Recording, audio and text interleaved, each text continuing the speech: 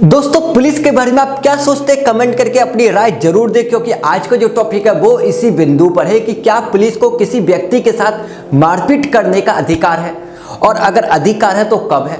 क्योंकि लोग तो ये समझते हैं कि वर्दी वाला है तो उसको मारने का अधिकार होगा, क्योंकि पता ही नहीं है ना उनको कानून क्या कहता है, पुलिस वाले की क्या ड्यूटी है, आपके क्या अधिकार है, या आपको पता ही नहीं है तो आप ये सोच लेते हो कि आप वर्दी वाला है। हमने यूट्यूब पे फेसबुक पे वीडियोज देखे हैं, पुलिस वाले लट चलाते हुए नजर आते हैं। तो एक्चुअल में कुछ पुलिस वाले ऐसे हैं उनको खुद को भी नहीं पता होगा कि वो उनको मारपीट करने का अधिकार तो कब है और कब नहीं, और वो रेयर कंडीशन होते हैं। दोस्तों हम और तुम वो वाली कंडीशन में आते ही नहीं है जो हमारे साथ मारपीट करे पुलिस, लेकिन फिर भी हमारे मन में ये है कि यार नहीं मार सकते, मारने का अधिकार होगा।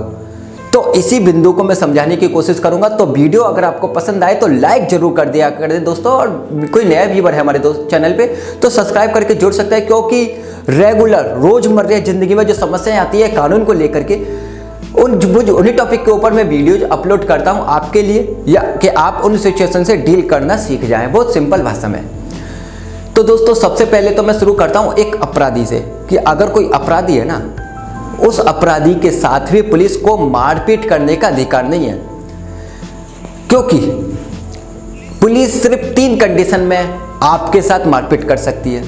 पहली कंडीशन कि आप एक अपराधी हैं जो विरोध कर रहे हैं पुलिस का अपनी गिरफ्तारी से। पुलिस गिरफ्तार करने आई है एक अपराधी को, वो विरोध कर रहा है, बल का प्रयोग कर रहा है, तो फिर यहाँ पे पुलिस के पास जो भी साधन है, हथकड़ी, लाठी, एवरीथिंग, अगर आप ऐसे अपराधी हो जो मुख्यात है, जैसे कि विकास दुबे था, अगर भागते हो तो गोली चला करके भी पकड़ने का अधिकार है, जैसे कि विकास दुबे को एनकाउंटर में मार दिया था पुलिस ने, तो वो वाली कैटेगरी में हम नहीं आते। पहली सिचुएशन। दूसरी चीज कि आप हिंसक प्रदर्शन कर रहे हो, अगर आप पीसफुल प्रदर्शन कर रहे हो तो पुलिस वाला आपको लठ नहीं चला सकता। पीसफुल प्रदर्शन का आपको राइट है, लेकिन आप ऐसी संपत्ति को नुकसान पहुंचा रही हो जो कि गवर्नमेंट की संपत्ति है या किसी की निजी संपत्ति है, तो आप हिंसा कर रहे हो। अगर आप हिंसक प्रदर्शन करोगे तो फिर आपके साथ मारपीट करेगी, लाठीचार्ज करेगी पुलिस, वो उनका लीगल राइट हो जाता है, ड्यूटी हो जाती है। या फिर आप पुलिस वाले पर ही अटैक कर रहे हो, जब पुलिस वाले पर अटैक करेगा तो पुलिस को तो राइट टू प्राइवेट डिफेंस है ही, वो तो बचाव करेगा ही अपना। तो ये 3 कंडीशन है, इनके अलावा पुलिस आपके साथ मारपीट कर ही नहीं सकती। ये तो आपकी बात होगी। और अपराधी की बात ये होती है कि कोई अगर अपराधी भी ऐसा करता है ना, उस अपराधी के साथ भी पुलिस मारपीट नहीं कर सकती। लेकिन अगर पुलिस मारपीट करती है तो क्या होता है?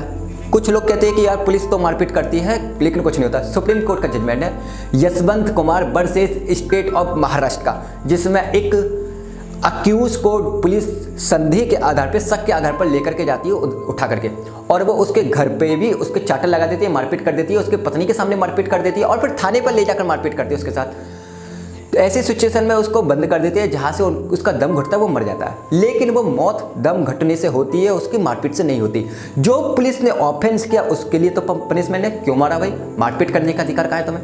आप जुर्म कबूल करवाने के लिए उस व्यक्ति के साथ मारपीट कर रहे थे, इसलिए 330 IPC कहता है उन पुलिस वालों को, जिन लोगों ने उनके साथ मारपीट की थी ना, दंडित किया। सुप्रीम कोर्ट तक गए ये चैलेंज करते हुए पुलिसकर्मी, 7 साल तक की सजा से दंडित किया इन पुलिसकर्मी को। Yashwant Kumar versus state of Maharashtra की बात कर रहा हूँ। अब आते हैं कि सर पुलिस तो हमारे साथ मिसबिहेव करती है, बदतमीजी करती है, गाली गलौज करती है। एक्चुअल में पुलिस की ड्यूटी क्या है ये पता होना चाहिए। सबसे पहले तो पुलिस की ड्यूटी है अपने नागरिकता की सुरक्षा, उसके जीवन की सुरक्षा, उसकी संपत्ति की रक्षा, उसके फंडामेंटल राइट जो है ना उनको संरक्षक प्रदान करना, उनकी डिग्निटी को बनाए रखना, यह पुलिस का काम है। क्या कोई पुलिस वाला ऐसा कर रहा है? क्यों नहीं कर रहा? ये प्रश्न बन जाता है। इसलिए नहीं कर रहा क्योंकि हमें पता ही नहीं है कि पुलिस वाले की ड्यूटी क्या है, हमें पता ही नहीं है कि हमारे राइट क्या है।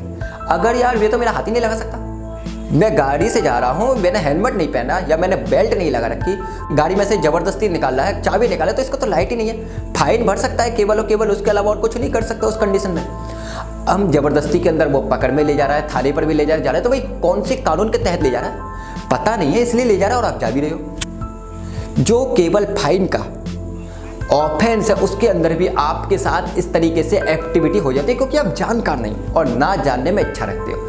इच्छा रखो, जानने में इच्छा रखो, कार्रवाई करने में इच्छा रखो। अगर कोई व्यक्ति आपके साथ पुलिसकर्मी बदतमीजी कर रहा है ना, अपमानजनक शब्दों का इस्तेमाल कर रहा है ना, तो भी D K Basu versus state of Bengal के जजमेंट के अंदर सुप्रीम कोर्ट में बात कही कि आर्टिकल 21 का उल्लंघन है ये, कि अगर आप किसी के साथ मिसबिहेव कर रहे हो, बदतमीजी कर रहे हो या उसकी कस्टडी में जान ले रहे हो, उसकी फिर आर्टिकल 21 का क्या होगा, जो कस्टडी में कैसे जान ले लिया आपने। आपको सम्मान से पेश आना है ऐसे व्यक्तियों के साथ। लेकिन अगर मिस नहीं है तो इसलिए वो गाली भी बक लेते हैं और वो वीडियोज रिकॉर्ड भी होता है, आपके साथ प्रूफ भी होते हैं उसके आपके पास, लेकिन फिर भी आप कार्रवाई नहीं करते। एक्चुअली में आपके पास अधिकार है कार्रवाई करने का, सीधे तौर पे आप कोर्ट में जा करके इस्तीगासा भी कर सकते हो डायरेक्ट। आपको थाने पर नहीं जाना। अगर मिसबिहेव किया तो 504 IPC, अगर धमकी दी, गाली गलौज कर रहा है वो, गाली गलौज के साथ आपको धमकी दे रहा है तो 506 IPC, झूठे केस में अगर फंसाने की धमकी दे रहा है तो 389 IPC, 166 IPC के अंदर अगर उसकी ड्यूटी है, उसकी विपरीत कार्य करता है, उसका आचरण इस तरीके से नहीं होना चाहिए ड्यूटी के दौरान, जो तरीका उसको बताया गया है जो करने का, उस तरीके से उसको जॉब करनी है। माँ बहन की गाली भी बकना, गुस्सा करके आपके ऊपर अटैक करना, ये थोड़ी उसकी ड्यूटी है, तो वो 166 IPC का ऑफेंस कर रहा है। तो इतनी धाराएं लग जाती है पुलिसकर्मी के ऊपर, लेकिन हमें पता होना चाहिए। अब आप सोचते कि यार कौन जाए भाई, अगर आपको अपने राइट को बचाना है, आपको अपने लिए इंसाफ चाहिए, तो फिर लड़ना तो पड़ेगा। आपसे मैं कोई मुक्का चलाने के नहीं बोल रहा, भाई कानूनी रूप से फाइट करने के लिए बोल रहा हूँ। एक कागज भी आप लिख करके दे देंगे ना FSP को, उसके लिए भी आपको उसको जवाब देना पड़ेगा। पुलिस कंप्लेंट अथॉरिटी को अगर ईमेल भी कर दोगे, उसको भी जवाब देना पड़ेगा। विजिलेंस डिपार्टमेंट को ईमेल कर दोगे समस्या, उसको भी जवाब देना पड़ेगा। बल्कि वहाँ तो जाना पड़ेगा, बुलाया जाएगा, बताओ आपके साथ ये शिकायत क्यों है, संतोषजनक रीजन देना पड़ेगा उसको। सेटिस्फैक्टरी रीजन नहीं देता है तो कार्रवाई हो जाएगी। एवं अगर आपने सिंपल जाकर कोर्ट में भी दर्ज करा दी ना, तो सीधे ही सस्पेंड होगा वो, जब तक ये साबित नहीं हो जाता, या फिर लिमिटेड टाइम के लिए उसको सस्पेंड कर दिया जाता है।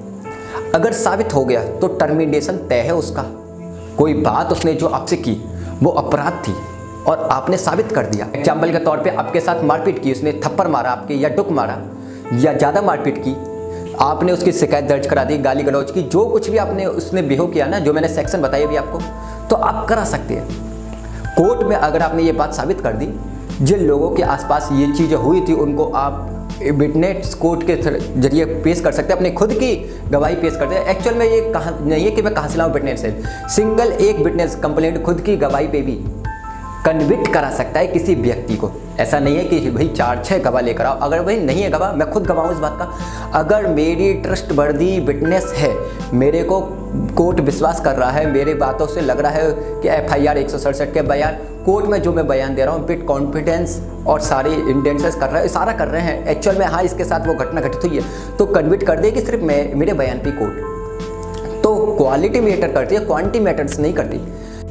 और अगर कोई व्यक्ति पुलिसकर्मी आपको डरा धमकाकर जबरदस्ती कुछ चीज़ लिखवा भी लेता है ना, तो उसकी कोई एविडेंसी वैल्यू नहीं है, कोर्ट उसको पढ़ेगा ही नहीं, उसके आधार पर कोई फैसला नहीं लेगा कि सर आपने तो जुर्म स्वीकार कर लिया था पुलिस के पास, डरा धमकाकर, लालच दे करके, किसी भी कारण से उसने आपसे करवा लिया, तो कोर्ट कंसीडर ही नहीं करेगा। एविडेंस एक्ट कहता है कि यार वो एविडेंस नहीं, इस आधार पे कंडीशन नहीं किया जाएगा एक्यूज को। अगर आप एक्यूज बना दिए गए किसी केस के अंदर, तो बात समझ में आई क्या? बात समझ में आई है तो वीडियो को लाइक कर दो, शेयर करो, और ऐसी वीडियो देखने के लिए चैनल को सब्सक्राइब जरूर करें। थैंक